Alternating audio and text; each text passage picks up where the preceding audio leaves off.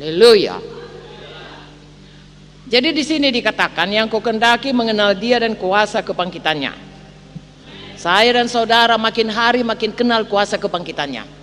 Makin teguh keselamatan kita. Amin. Tidak bimbang-bimbang lagi apapun kata setan, kita teguh. Tambah hari tambah teguh. Lalu kemudian sepanjang jalan hidup kita terus bertambah-tambah maju, bertambah-tambah kenal, bertambah-tambah kudus, bertambah-tambah sayang sama Tuhan Yesus. Nah itulah mengenal Dia dan kuasa kebangkitan. Dan satu lagi, dan persekutuan dalam penderitaannya, di mana aku menjadi serupa dengan Dia dalam kematiannya.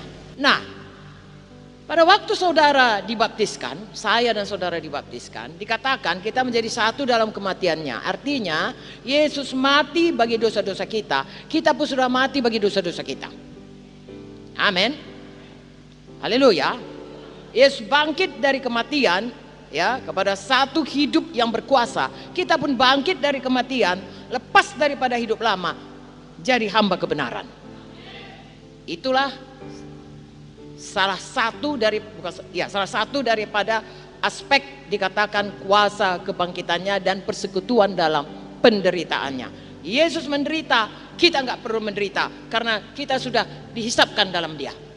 Dia ganti kita, Dia substitusi kita. Makanya kita tidak perlu menderita. Jadi satu dengan Dia dalam kematiannya. Dia yang mati, kita yang hidup. Dia yang sakit berbilur-bilur, kita yang sembuh. Haleluya. Itu jelas saudaraku, Mazmur 103, 1 Petrus 2:24. Itulah gunanya, ya, kematian Yesus dan kita menjadi satu dengan kematiannya. Tapi ada satu lagi. Satu dengan kematiannya artinya seperti Dia, saudaraku, mengalami aniaya, mengalami banyak-banyak sengsara oleh karena untuk kebenaran, kita juga begitu. Itulah arti daripada, ya, dikatakan di sini persekutuan dalam penderitaannya. Saudaraku, kalau kematiannya menebus dosa, nggak perlu lagi kita di situ.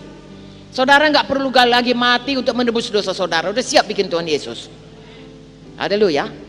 Tapi kalau menderita karena kebenaran, Tuhan bilang angkat salib.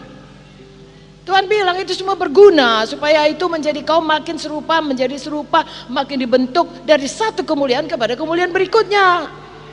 Dan Tuhan menjanjikan Roh Kudus. 1 Korintus 3, ya, 2 Korintus 3 ayat 18 berkata demikian. Ayat 17, di mana ada roh, di situ ada kebebasan. Ayat 18 berkata, dari satu kemuliaan kepada kemuliaan berikutnya. Mengapa? Karena kita makin menjadi seperti Yesus. Kenapa kita kehilangan kemuliaan? Karena berdosa. Kenapa kita bertambah kemuliaan? Karena kita bisa hidup benar oleh karena kuasa Roh Kudus. Saya dan saudara, saya sangat setuju kalau saudara semuanya gereja besar, mau ini besar, tapi tolong jangan melenceng ini, ya, seperti saya katakan. Fokus terutama Yesus. Dan tahukah saudara, kalau saudara berkata fokusku supaya hidup bahagia, supaya hidup diberkati, kalau saudara kerjakan Yesus, itu adalah hasil ikutannya. Ya, hasil ikutan ditambahkan kepada kita. Ya, damai sejahtera, sukacita sorgawi, itu kerajaan sorga. Ya, kelimpahan, keberkatan, itu kerajaan sorga. Tetapi kalau kita dapatkan itu, orang dunia ini pun bisa dapat, saudaraku, yang karena Tuhan itu adil. Ya, orang rajin di dunia ini pun bisanya dia. Tapi dia tidak dapat Yesus.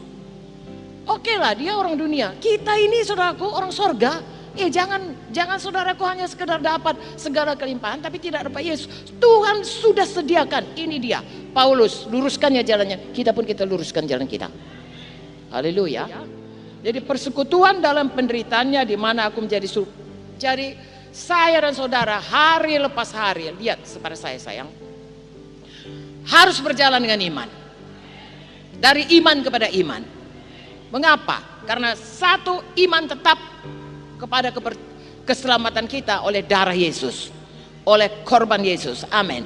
Tapi sesudah itu iman tetap, ya, bahwasanya sepanjang jalan kita tetap berjalan dalam terang Tuhan, dalam kemenangan, dalam pimpinan Roh Kudus, mengalahkan daging, mengalahkan dunia, mengalahkan setan, mengalahkan semua dosa dengan iman.